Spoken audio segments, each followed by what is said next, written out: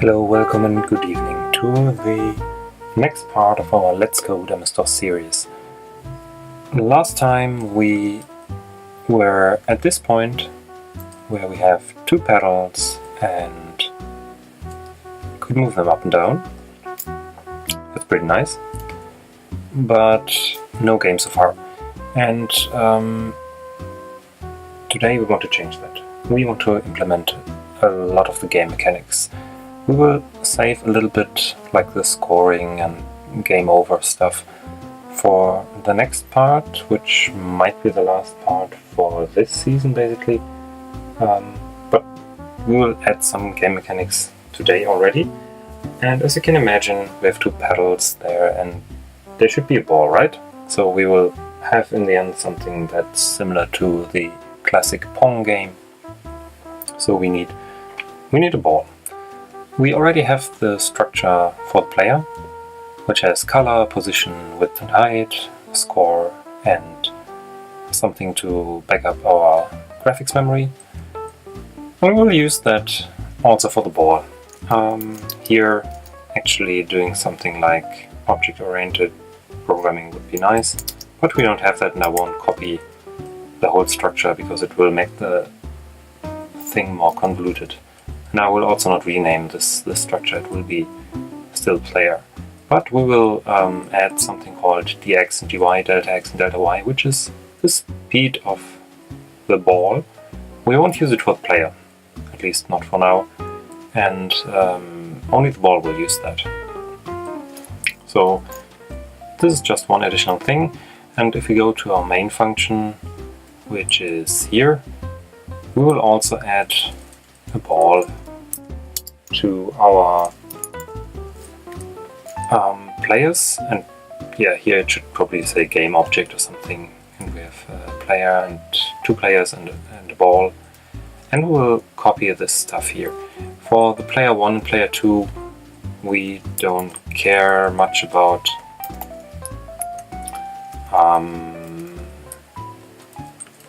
the delta x thingy. But now for the ball we just leave it at the same color, but it will obviously be much smaller. Let's make it 5 by 5 pixels. And yeah, we will place it in the middle of the screen. So screen width minus, no, that's actually screen width divided by 2. And the Y position will be screen height divided by 2. So it will start off dead center. And then we have to give it an initial velocity, let's say 1 pixel in either direction. We don't care about the ball's score, but we do care about its backup functionality. And of course we will need to treat it in the same way we did with the other stuff. We need to initially store the graphics that we will overdraw in the memory. We will need to restore on every draw loop. So this behaves exactly like every other player, which is very nice. That's okay. And we can use the same draw function. This is also very nice. So, doing this, we should have something being drawn. Yeah, okay. We did forget one thing. We didn't add the... Last time we didn't add the color, right? Let's add that to the palette here. We're using color I equals 255, and we will set some sort of color. Let's make it nice. We will make it red 255, and then here something like 10 and 10 maybe. that's better. So we can move it up and down, and we have the ball in the middle. The ball doesn't do anything, right? Not yet, anyway. So what we will have to do here is we have all that. So we need, in every draw loop, we need to update the position of the ball according to its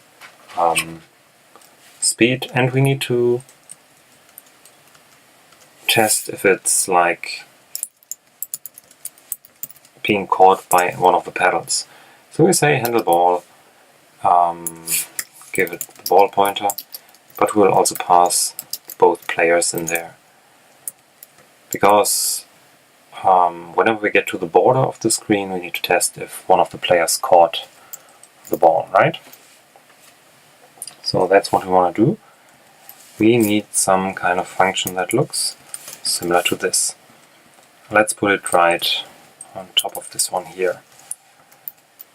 It doesn't return anything, it just wants a player structure ball and a player structure P1 and a player structure P2. And what will it do? Basically we need to do two things. We need to move the ball, and that's pretty straightforward. We can just say, oh, come on, let's call this just B, otherwise I will be typing most of the time. So the x coordinate will simply be incremented. In C++, you can write, or in C, you can write bx plus something, or rather here b delta x. But you can also take a shorthand and just write this, bx plus equals b delta x. And the same goes for the y component, obviously. We can also increment that. But now we have to check, because if we were to run this, weird things would start to happen. The thing would just move out and enter at the top or somewhere else. Very, very weird. So that's not what we want, and it might even overwrite everything in our memory. Bad things will happen. So that's not what we're going to do. We will catch the ball whenever it touches one of the sides of the screen.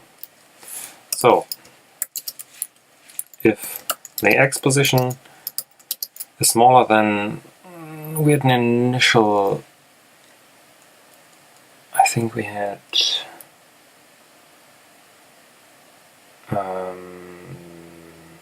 initial border of 5 plus whatever player 5's width is at this time.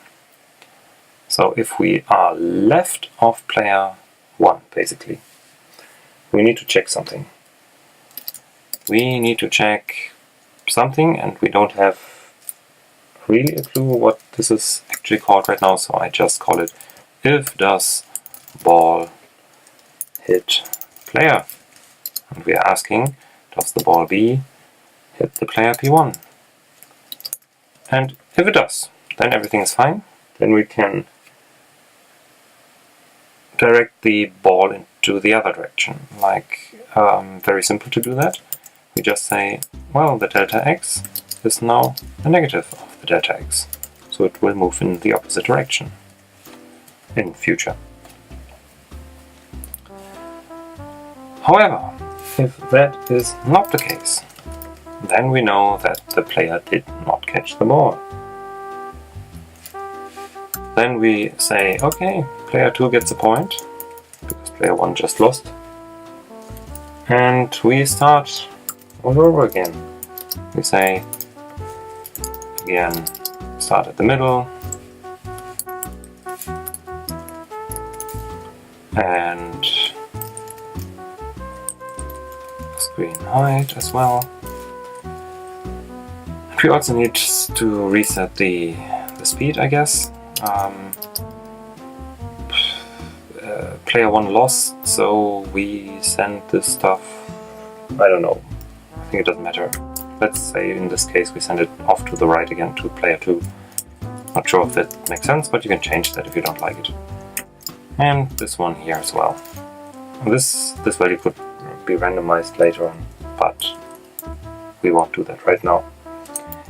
Okay, the other case would be if we actually probably hit player 2. So that's when the x-coordinate is actually bigger than screen width minus our 5 pixels border minus player 2 width, I think. This should be roughly correct. Oh, well, let's see what it will look like. But I think this should be fine. And it will be the same, except with a few changes. As for player 1,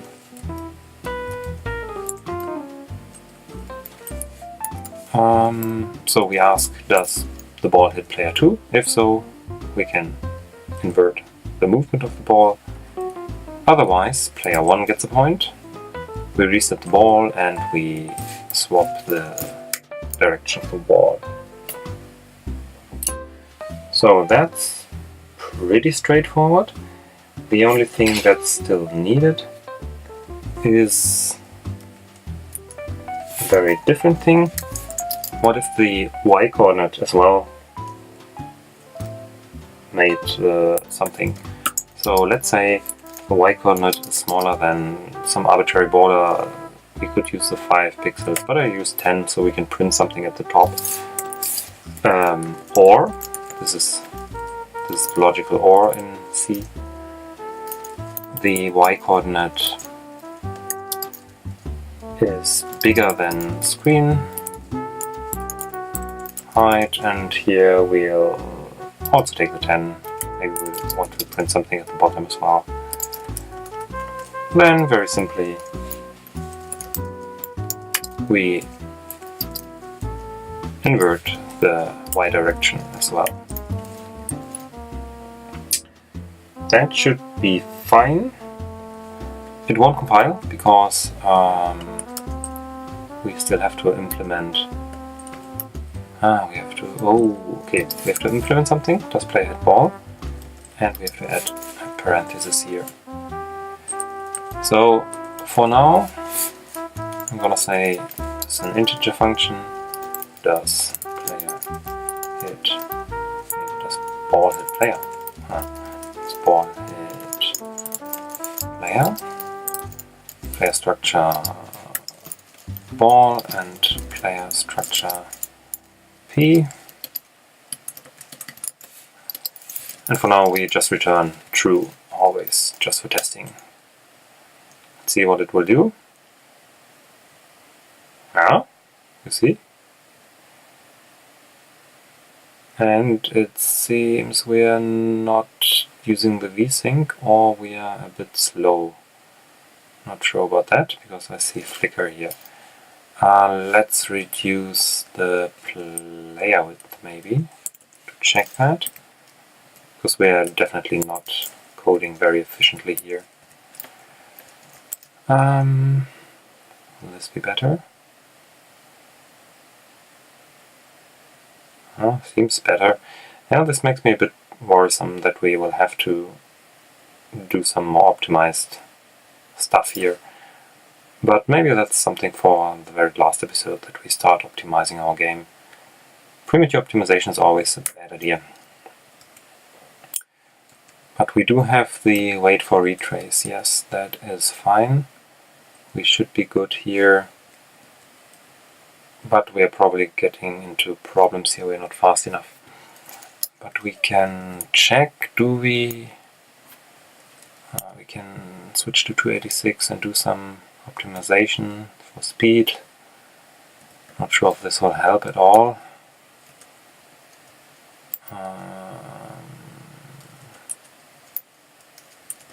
It won't compile now, would it? But it will if I do this.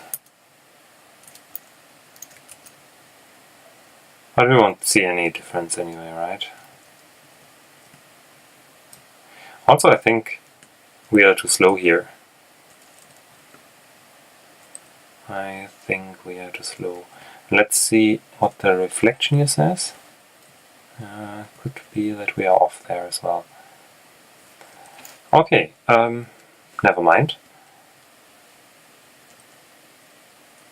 I would like to make the speed of this whole thing faster. And I think we should do something like pedal speed. So we can tweak it more easily. And we'll just put it right at the top. Fine, pedal speed. We had 4.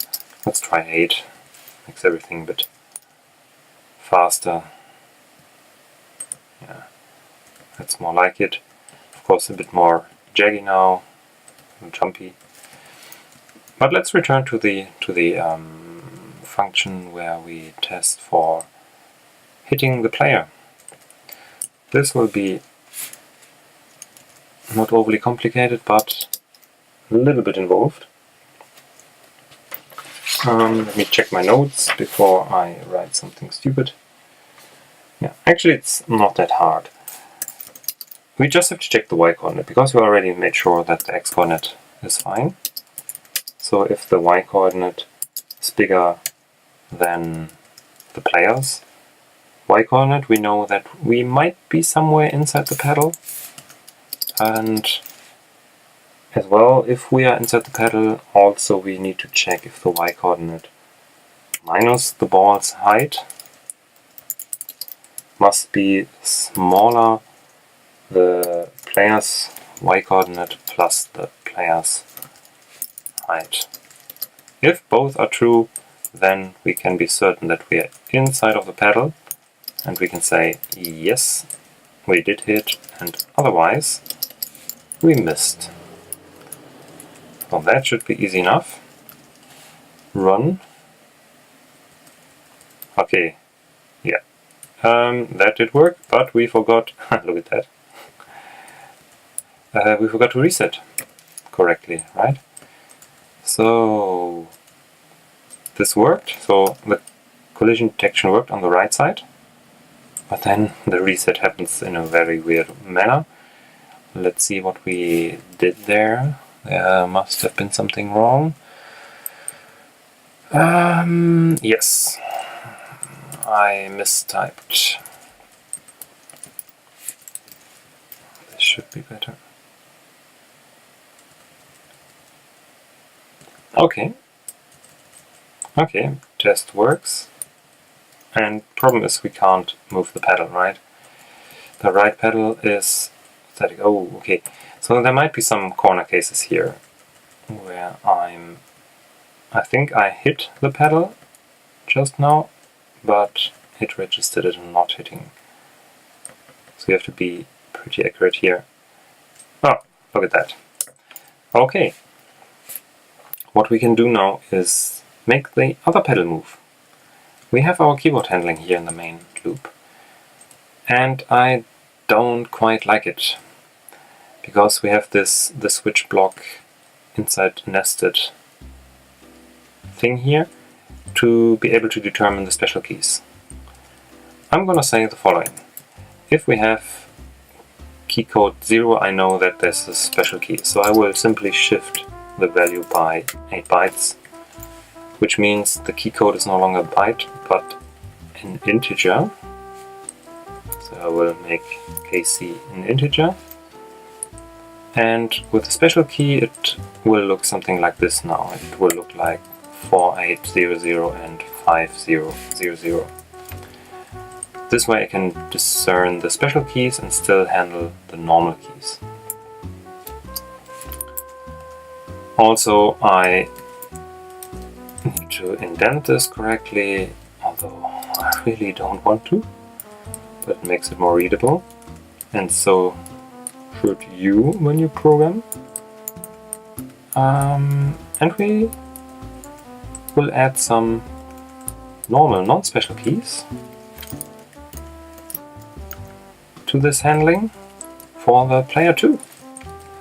We'll just copy this whole block And the nice thing is, if we take a non-special key like W and S, so that you have like the gamer keys for player 2, you can just write the character there. Very easy. And then we just say, okay, this will update player 2. Make sure to replace all the player 1 references with player 2. And voila! Ah! It didn't work. It didn't work. It didn't work. We have a bug, I think. Oh, this time it worked. But it looks a bit weird, doesn't it? I think the ball sort of like goes inside of the pedal. I think we forgot to add the width of the ball. So, but it's actually pretty hard to play against yourself. Yeah, there's something wrong, but it's in the handleball. Yeah, we need to add the ball width here. And that should make it better. Yeah, looks better. Much better. And we already have a nice game mechanic. So we also, in the background, we're already keeping track of the score. But we're not printing anything, we don't have a game over thing.